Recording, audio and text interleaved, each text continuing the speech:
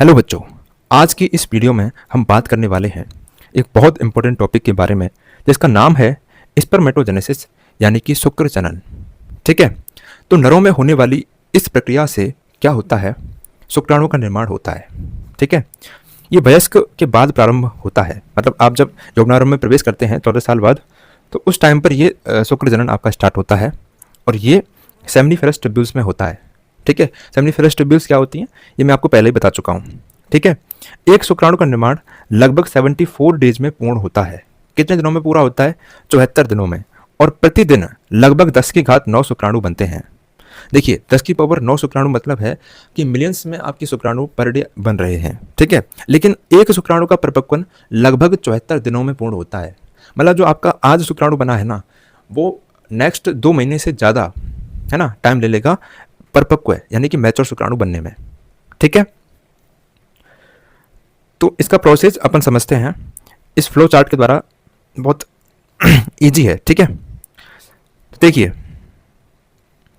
सबसे पहली जो फेज है उसको कहते हैं अपन मल्टीप्लिकेशन फेज यानी कि गुणन अवस्था।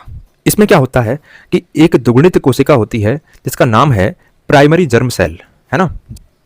जर्म सेल का मतलब होता है कि जो जर्मिनेशन कर सके यानी कि शुक्राणु को पैदा कर सके। ठीक है, तो ऐसी कोशिका में समसूत्री विभाजन होता है जिसके द्वारा 2 कोशिकाएं बन जाती हैं। ठीक है, 2 कोशिकाएं बन जाती हैं और इन कोशिकाओं को कहते हैं अपन स्पर्मेटोगोनिया। क्या कहते हैं अपन? स्पर्मेटोगोनिया। स्पर्मेटोगोनिया को ही अपन जर्म सेल भी कहते हैं। ठीक है, इसी से क्या होता है, शुक्राणु आगे चल के पैदा होंगे। देखिए सबसे पहली फेज कौन सी थी? मल्टीप्लिकेशन फेज, जिसमें स्पर्मेटोगोनिया बन रहे हैं। ठीक है, दूसरी जो फेज है वो है ग्रोथ फेज, है ना, वृद्धि अवस्था। इस अवस्था में क्या होता है कि एक जो स्पर्मेटोगोनिया है वो वृद्धि करके प्राइमरी स्पर्मेटोसाइट बना लेता है। क्या बना लेता है?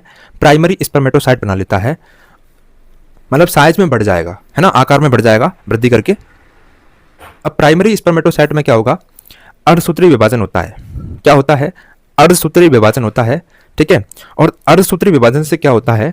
सेकेंडरी स्पर्मेटोसाइट बन जाते हैं। ठीक है, तो ये कौन सी फेज होती है आपकी? परिपक्वन फेज होती है यानी मैचुरेशन फेज होती है। ठीक है, मतलब प्राइमरी स्पर्मेटोसाइट जो वृद्धि करके बड़ी हुई थी उसमें अर्धसूत्री विभाजन होता है। अर्धसूत्री विभाजन फर्स्ट, है ना, और इससे क्या होता है 2 अगुणित कोशिकाएं बन जाती हैं जिनको कहते हैं अपन सेकेंडरी स्पर्मेटोसाइट, है ना। और इन सेकेंडरी स्पर्मेटोसाइट में फिर से एक अर्धसूत्री विभाजन होता है ना, और उससे 4 अगुणित कोशिकाएं बन जाती हैं। ठीक है, 4 अगुणित कोशिकाएं बन जाती हैं। ठीक है, और इन चारों कोशिकाओं को कहते हैं अपन स्पर्मेटिड। क्या कहते हैं? स्पर्मेटिड कहते हैं। ठीक, और स्पर्मेटिड में अभी टेल का निर्माण नहीं हुआ है यानी कि पूंछ का निर्माण इसमें हुआ नहीं है। मतलब ये जो शुक्राणु बने हैं ये चल नहीं सकते हैं। ठीक है, तो जब इनमें पूंछ का निर्माण हो जाएगा, ठीक है, जब इनमें पूंछ का निर्माण हो जाएगा तो इनको कहेंगे अपन कि स्पर्म बन चुके हैं। ठीक है, तो जब स्पर्मेटिड से स्पर्म बनते हैं तो इस प्रक्रिया को कहते हैं अपन स्पर्मियोजेनेसिस। क्या कहते हैं? स्पर्मियोजेनेसिस। ठीक है, तो ये शुक्राणु आपके बन जाएंगे। ठीक है, तो यहीं पर आपकी जो स्पर्मेटोजेनेसिस है ये कंप्लीट हो जाती है। एक बार दोबारा से देखो, सबसे पहले अपनी कौन सी कोशिका थी? प्राइमरी जर्म सेल थी। ठीक है, उसमें समसूत्री विभाजन हुआ और उससे स्पर्मेटोगोनिया बन गए। ठीक है, इन्हीं स्पर्मेटोगोनिया में वृद्धि होती है और वो प्राइमरी स्पर्मेटोसाइट बना लेती हैं। ठीक है, अभी तक ये जो कोशिका हैं ये दुगुणित है ना, 2n कोशिका हैं। अब इनमें पहला अर्धसूत्री विभाजन होता है और उससे क्या होता है? सेकेंडरी स्पर्मेटोसाइट बन जाती हैं, है ना। और इन सेकेंडरी स्पर्मेटोसाइट में फिर से क्या होगा? दूसरा अर्धसूत्री विभाजन होगा और 4 अगुणित कोशिकाएं बन जाएंगी जिनको अपन ने कह दिया स्पर्मेटिड। ठीक है, और स्पर्मेटिड से फिर आगे टेल का निर्माण हो जाएगा और क्या बन जाएंगे? स्पर्म बन जाएंगे।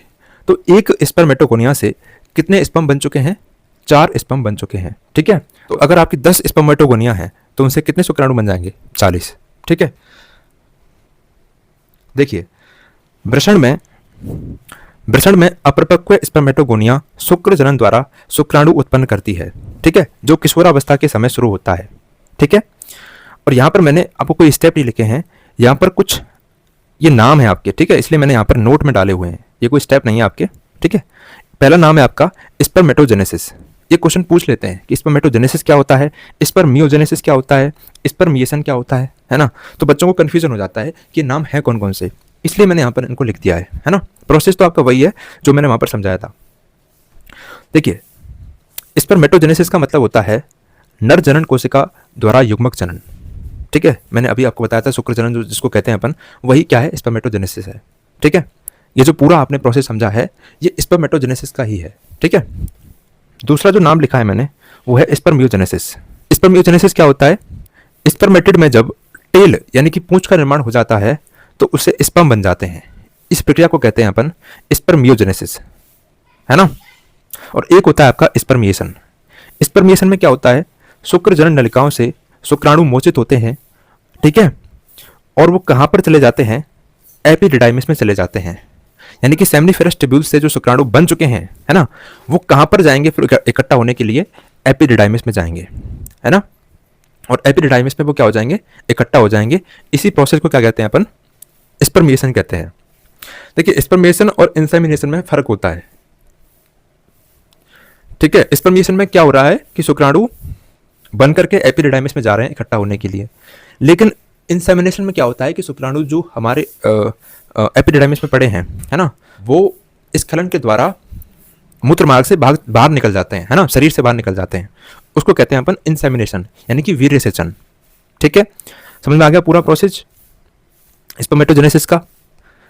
नेक्स्ट क्लास में पढ़ेंगे अपन शुक्राणु की संरचना के बारे में, स्ट्रक्चर ऑफ स्पर्म के बारे में। ठीक है।